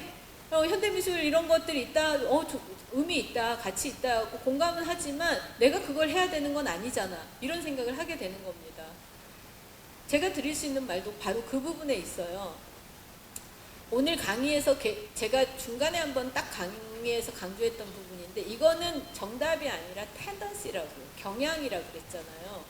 그러니까 우리가 여러분한테 느껴질 그런 프레스가, 그러니까 일종의 그 압력이 분명히 있겠지만 그것들이 옳고 정확히 그거 하나밖에 없기 때문에 나한테 압력이 오는 거야 라고 느끼지 않을 필요가 있습니다. 말이 좀 이상한가요? 네. 방법적으로 얘기를 하면 이렇게는 얘기할 수 있을 것 같아요. 제가 이제 제 학생들한테도 하는 얘기인데 저는 실기과의 이론 교수로 있어가지고 그 실기하는 학생들의 고민을 너무나 잘 알고 있는데 저는 이렇게 얘기합니다. 아무리 선생님이 전통 예술을 배우고 그 세계 속에서 계속 살아왔다 하더라도요. 선생님이 지금 2017년에 살고 있는 것도 부정할 수 없잖아요. 그죠? 일상생활 속에서 맞닥뜨리는 현상이라든가 커뮤니케이션하는 주 내용들은 다 뭐죠? 그 전통예술 속에 있는 것보다 훨씬 더 많은 비중은 현실이잖아요. 그죠? 그럼 이 현실을 한번 이제 들여다봤으면 좋겠어요. 무슨 얘기냐면 자신이 속해 있고 자신이 익숙하게 학습해오고 또 관성적으로 해왔던 예술의 세계를 부정하라는 게 아니라 그 세계가 일부라고 하는 거를 인정할 필요가 있어요. 거기서부터 시작할 필요가 있어요. 그 세계는 나한테는 전부인 세계 같아 보여도 내 삶의 전체로 보면 내가 하는 전문적으로 나는 작가로서 활동을 하든 아니면 그 작은 그룹 속에서 작가들끼리 연대해서 활동을 하든 간에 그 세계는 20%, 30%의 세계고 내가 접촉하고 있는 다른 접촉면은 훨씬 더 많아. 일상사회, 한국사회, 뭐 국제관계 뭐 이런 거 있잖아요. 그럼 그 세계 속에서 나는 느끼는 게 아무것도 없나? 오늘 제가 화두로 들었던 그거 있잖아요. 피직스의 세계는 나는 전면적으로 노출되어 있는데 왜 자꾸 그거를 메타 차원으로 가려고 할 때는 비좁게 생각하세요? 선생님이 처해 있는 어떤 일상의 현실 아니면 일상이나 현실 아니어도 돼요. 생각들이 있잖아요. 그것들이 나한테 예술이 돼야 되면 어떠해야 되는 건가? 그걸 내가 옛날에 뭐 전통 그 종이를 가지고 무슨 뭐 먹을 써서 해야 되는 걸로 되나 안 되나를 생각하면 거기서 출발할 수도 있겠죠. 네.